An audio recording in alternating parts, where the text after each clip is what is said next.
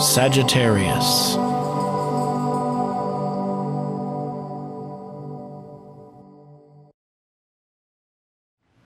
Hello everyone, it's great to see you, and the channel here is new, so I'm going to have to ask you to resubscribe so I can get these videos to your inbox.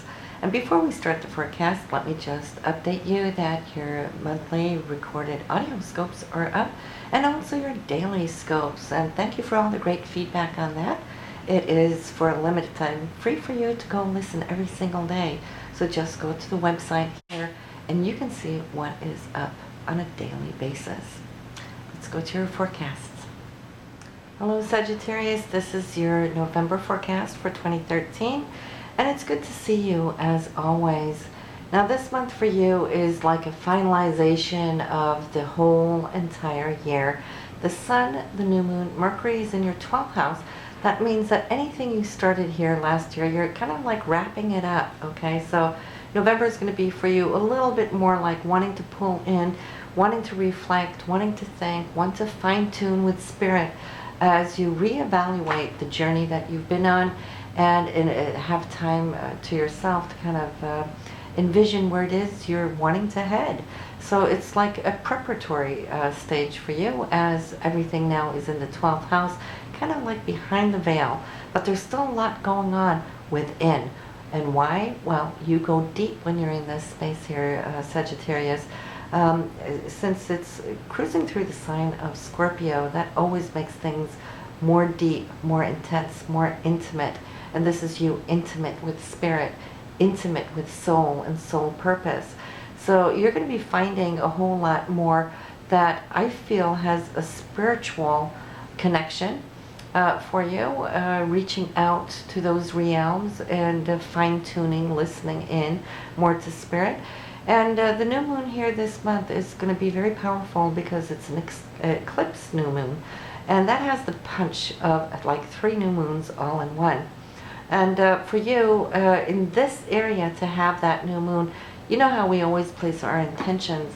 You're going to do that this month too, but it would be in the area of you kind of coming to terms with making an agreement with yourself that it's important to have this sacred time, this inward time, also throughout the rest of the year, not just in this month prior to your birthday, which you get every single year, but to create a little room, maybe just once or twice a month, where you can pull in and listen to that, because there's a source of inspiration to be found here. It's in this house of Pisces, which is ruled by Neptune. And for you to get your creative juices going, you need to listen to this Neptune. Now the good news about Neptune, since we're talking about it, is that it's going to go direct. So if you feel that it's been drying up on you, that creative spirit, well, yes, you're right. It has been asleep several months now, and it's turning direct on the 13th. So that's good news. Okay, so you will feel that it being in the sister sign to where your planets are now this month, you will feel how creativity is going to come, and it's going to come from the area of your home. So your home environment might start lighting up. You might feel that it's nicer to be home, spend time at home, and also that that's where you want to be to open up for all these creative juices. You might want to beautify your home too this month, because Neptune's all about the visual, you know, and when it's visually beautiful, nice, and uncluttered around us, we feel better, we emote better, because when there's clutter, that's what the eyes see, and this is where it shuts down, because it triggers that guilt. It's like, well, I should do this and I should need to do that, and then you procrastinate, and so it kind of gets in the way of you. So the uncluttering, the cleaning, the feeling that things now are lifting its vibratory rate, this is when you start resonating with the universe. And you know you are the universe, Sagittarius, right? So we hold all of that within ourselves. So for you, it's a water month. And I say that because the Sun, New Moon, Mercury's in Scorpio. We got Neptune there, and Saturn also in Scorpio. We got Neptune in Pisces, and we have Jupiter in Cancer. And all these signs, these 3 signs are sister signs. They all rule water and water houses. And water is always our inner self. It's our emotional self. And when all of these are triangulating this way, it's stirring things up deeply from within, wanting to come together, merge, and come out, birth itself. And we're going to talk more about birthing. So it is like you're sitting in the waiting room here for something to crest. So let's get on with that, because that started on the very last day of October. Now, October could have been a little topsy-turvy for many of you when Venus and Mars, they were at heads, and then we had the Sun and Uranus opposing one another, and so that was stressful. So of course then the exact square here of Uranus and Pluto, well, that's a lot of things for anybody to have to deal with, and everybody's dealing with it in their own way, in their own areas of life. And so, yes, October was somewhat difficult, but see what's coming out now here at the very end of it. Mars trined Pluto here on the 30th of October. So as we start off the top of this month, we have that energy with us. Mars being directed energy, it's your goal orientation, it is your drive, so to speak, and Pluto, that pivotal point of transformation, and it being a powerhouse in itself. Remember, Pluto is nuclear, Mars is dynamite. Put the two of them together, and in this perfect aspect, well, they're going to be moving things right now. For you, this will be between your 10th house of career is marked on the spot. You're going to start at the top of the month here, totally motivated. Mars is ready to go. It's really analyzing a whole lot of things, and has been here since mid-October, when Mars went into the sign of Virgo. And Virgo is very analytical, okay? So you might have noticed here, the second half of October, how analytically inclined you have been when you've been thinking about career, how to tweak it, how to create it as the perfectionist as Virgo is. See, so you might have been doing a lot of research, reading up on how you can fuel this drive of Mars so you can go and do your utmost best. And the good news about this here, Sagittarius, is that this Mars is creating this trine down to where? Second house of income. So, and I know a lot of you have now been waiting, when is the money situation going to turn around? Because it has been very difficult for so many of you Sagittarians, if not all of you Sagittarians.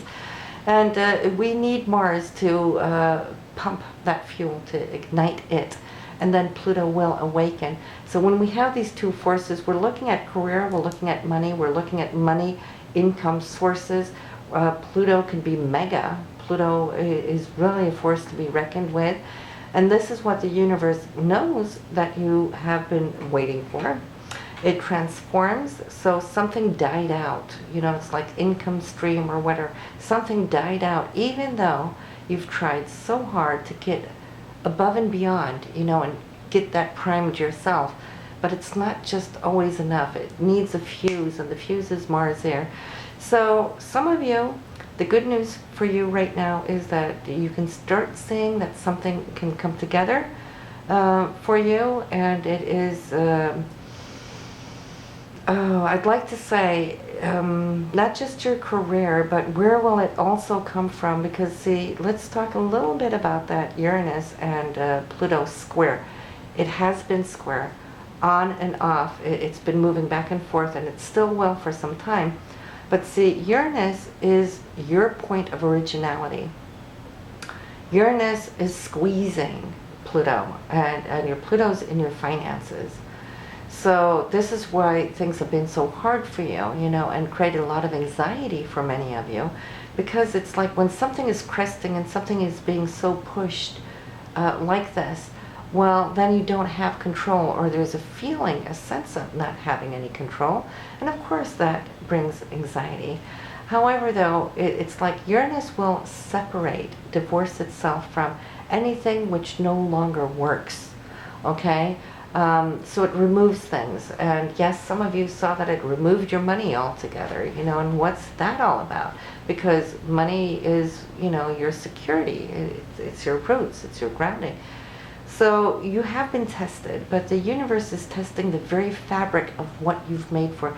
It's testing the very fabric of your dreams, your vision, your goals, where you foresee yourself in the long-term future. So don't think just about survival to tomorrow. Where do you see yourself 6 years, 6 months, 1 year, 5 years down the road? Long-term vision. This is what Pluto sees. This is what Pluto is setting you up for. This is what Uranus is setting you up for. But first it's got to shift your paradigm. So yes, it first comes with little crisis, then it comes with the healing and the embedding of the new. And this embedding, Uranus being, I really love this planet because it's so full of excitement and surprises. And where is it in your chart? It is coming to you from your area of creativity. Uranus is your originality. So it's like it's bursting, it's cracking the shell. This is what this square is about, which is perceived to be so negative and hard and difficult. Yes, it is. It hurts when the flower buds bursts, right? But what's coming out of that bud, that burst? So you're like coming from within, you're bursting, and then out comes this beautiful, beautiful new inner version of yourself, which Uranus is going to renew, Pluto is going to renew it, and it's coming from the area of creativity. So I see that the universe is telling you, look to your talents, look to your hobbies, look to your skills. Where are you at when it comes to originality? What makes you unique? That's a keyword or keywords for Uranus. So the square is coming from here. If you can find that skill that you're really passionate about, Pluto's passionate, when those two things come together and they merge, this is where it's going to open up for you, and you will find your niche. Don't just go take a job down at the corner store just so you can make ends meet, because you'll never be happy down there at the corner store. That's not to poo-poo the corner store, but what the universe is looking for within you, for you to find, is your uniqueness, and then go for it. This is what Mars is doing for you right now, right here on top of your chart, where it is researching, it is analyzing.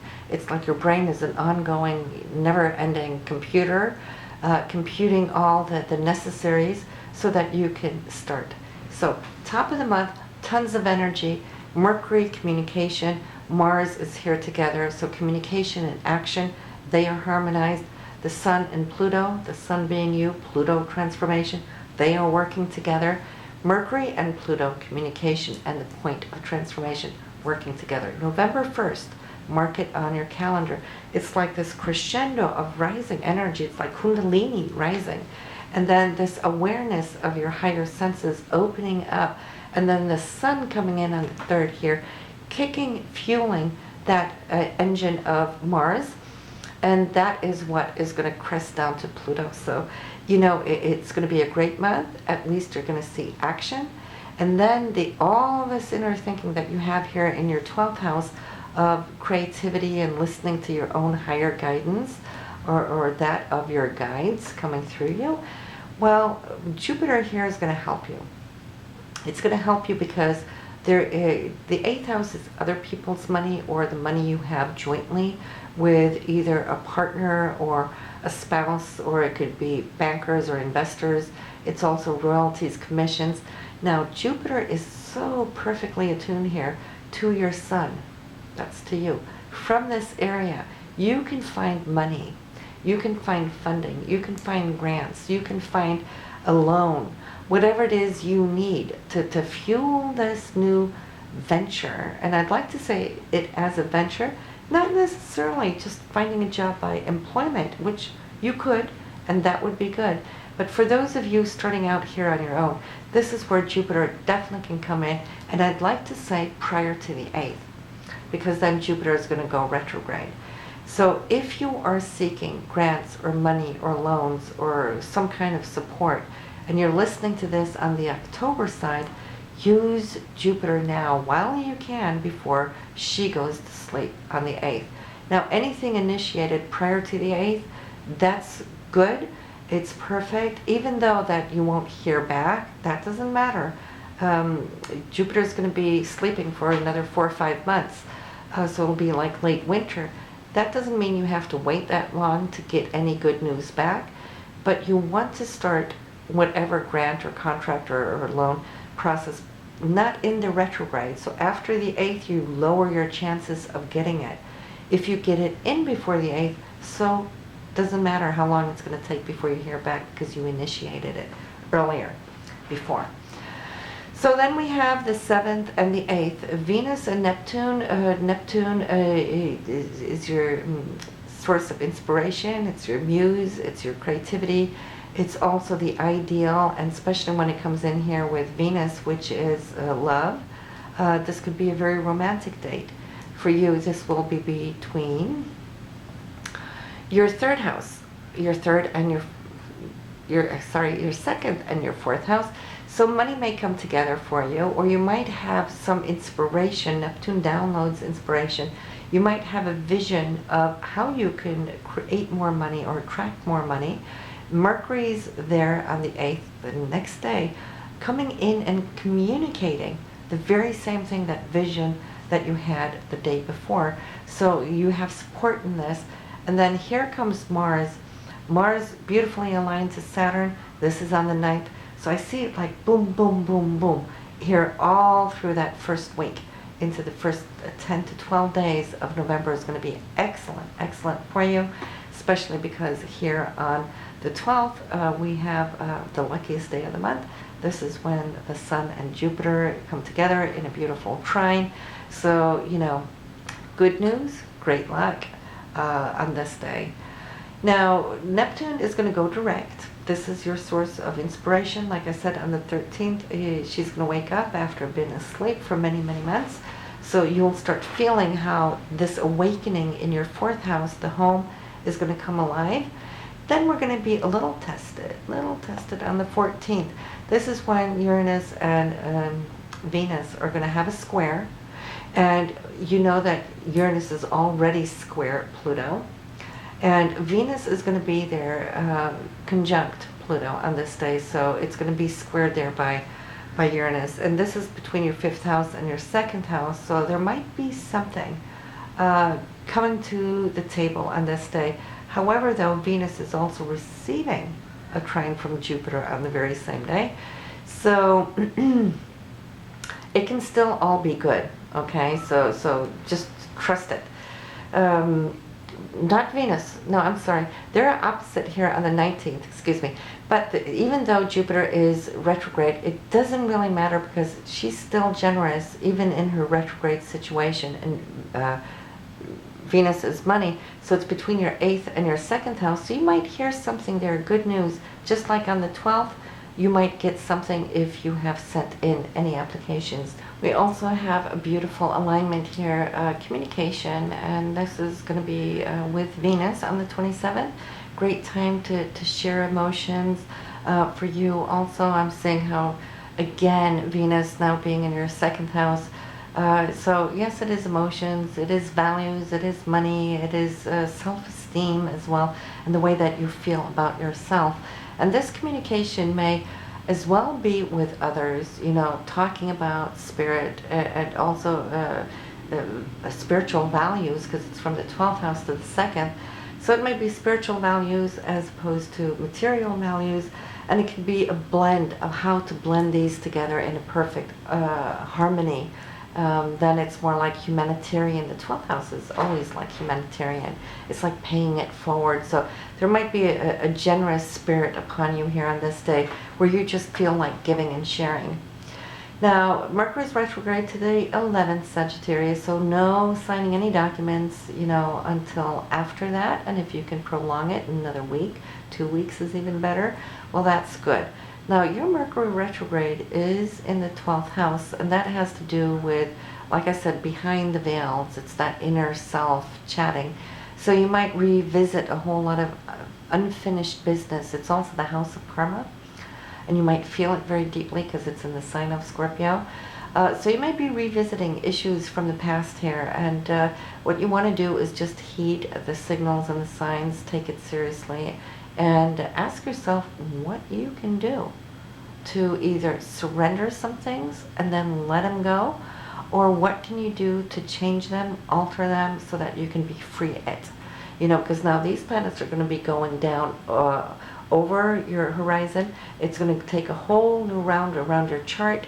And so you're setting yourself up for a brand new full year. When you have your birthday, that is your New Year's. Okay? That's when your year starts. So right now you're concluding last year. So make sure you set yourself up positively here mentally, and also here where you have your vision, your foresight, your dreams, your goals, and ground it, because you have Saturn also here. So Saturn's helping you ground those dreams. So it's looking pretty good for you, Sagittarius. I'm happy to say that things are cresting now. Yes, it does hurt when those buds burst, but you know what?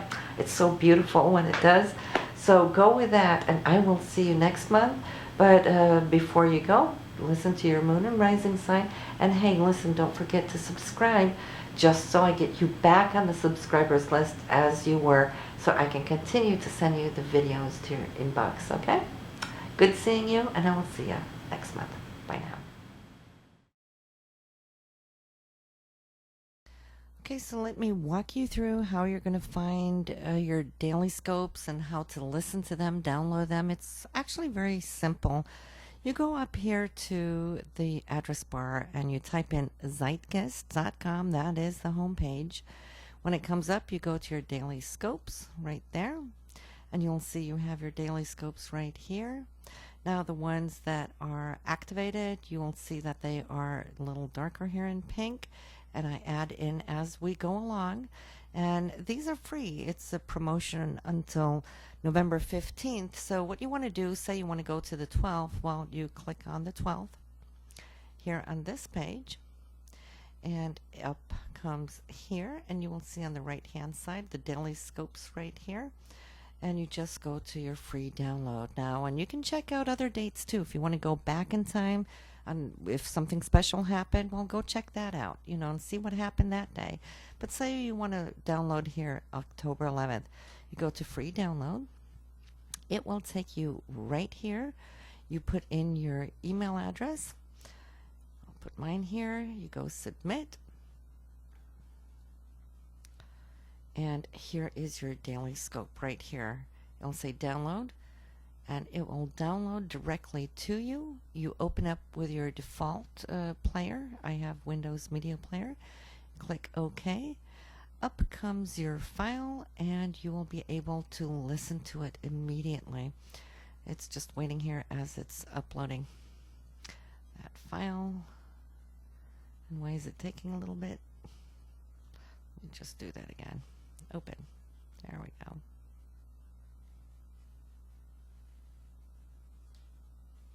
There's the file, and it will start playing here immediately. And you can just listen through it, and it goes. They're probably mainly between 5 to 8 minutes. This one here is 5 minutes, but yeah. So you can listen to it, you can go back, you can listen to another date, you can come back every day.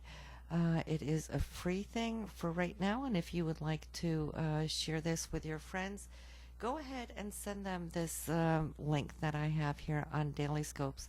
I made a mini URL here, and you can just copy and paste this, oops, right there, and send that to your friends, and I will see you next month.